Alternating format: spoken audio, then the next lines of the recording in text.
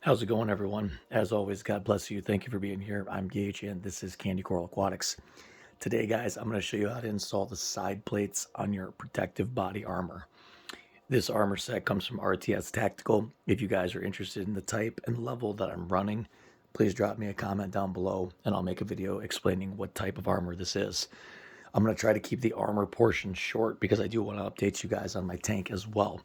But I felt like I really need to make this video because if there's anybody else out there, any of my other subscribers or followers that are interested in knowing how to do this, you guys shoot, you might prep a little bit like I do. This is going to be very beneficial. And it's going to be installing the side plates for your armor. I could not find any videos. And when I mean any videos, I mean any straightforward, like, here's how you do this videos. It was all reviews on different types of armor levels and vests and whatever else. And I had to sit there for a couple of hours and just, scour through videos, fast forward, just kind of pick them out and section by section to try to find what I was looking for. So it's very difficult to find a video that just shows you how to install side plates. If you already own armor, you're probably going to laugh at me because, this is easy. Once I figured it out, I was like, wow, I feel dumb. But if you've never done it before, it is a little confusing. So I couldn't tell you guys how many times I almost broke my toes trying to set this armor up.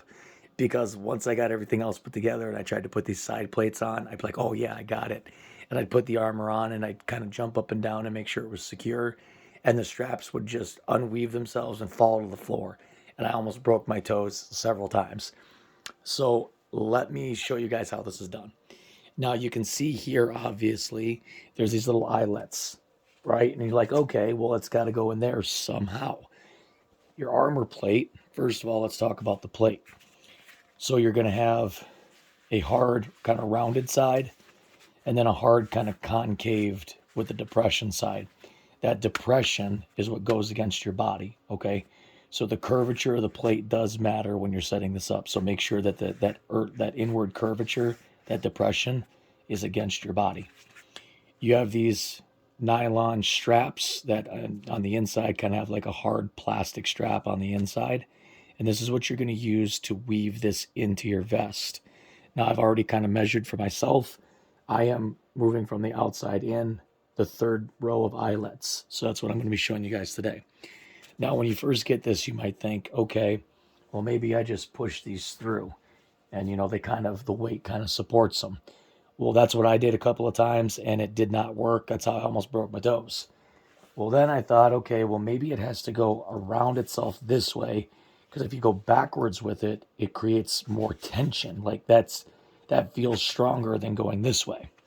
So then I tried going like this and through the vest, and the same thing happened. It wasn't right. So let me show you the proper way to do this. Curvature of the plate facing towards you. So if you're setting it up laying on the floor like this is how you're going to start. Curvature inward, straps up top. As I said before, I've measured, I'm 3 eyelets in. What we're going to do is we're going to weave this into the vest, out the vest, into the plate, in the vest, out the vest, into the plate. All right, so starting at the third eyelets in. So all I'm doing right now is this is how it's going to face. I'm just flipping it upside down so I can start weaving it. So with our first strap, we go in to the armor,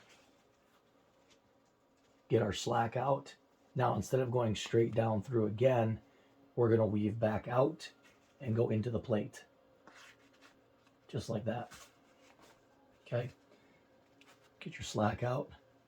Again, we're going to go weave down into the second eyelet of the armor. Okay, right through here. Get your slack pulled out. Back into the armor. Okay, so it's this weaving in and out motion. Get our slack out. Okay, now we're going back through the last eyelet. You probably can't really see it, but that's where we're at, the last eyelet. Back out. Okay, get our slack out. Oops, I got caught up there. There we go. And then one more time, there's a double eyelet right here, at least on my carrier there is. So then I'm going to push it through both of these.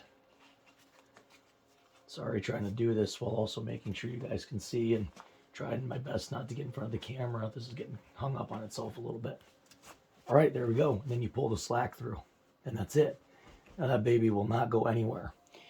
So all we did was into the vest, out of the vest, into one of these on the plate, back out the plate, into the vest, up into the second one of the plate. If you guys need to rewind that, slow it down and watch it a couple times, you can. Here's the other side, which is already completed. And you can see I've done that with both sides, and this is not going to come off.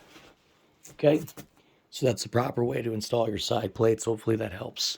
Now, moving forward to the tank, what's going on with the tank?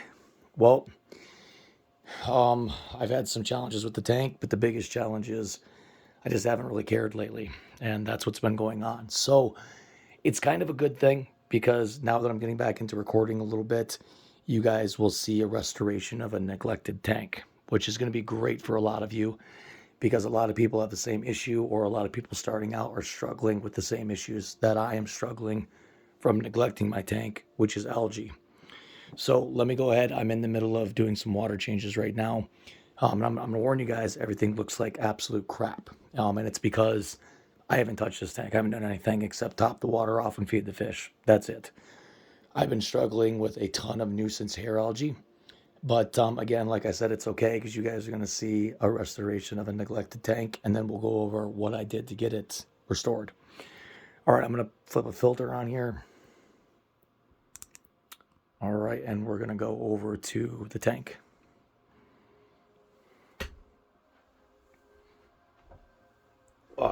Okay. So like I said, I got some water running here. But here is what the tank looks like. Terrible, right? Terrible.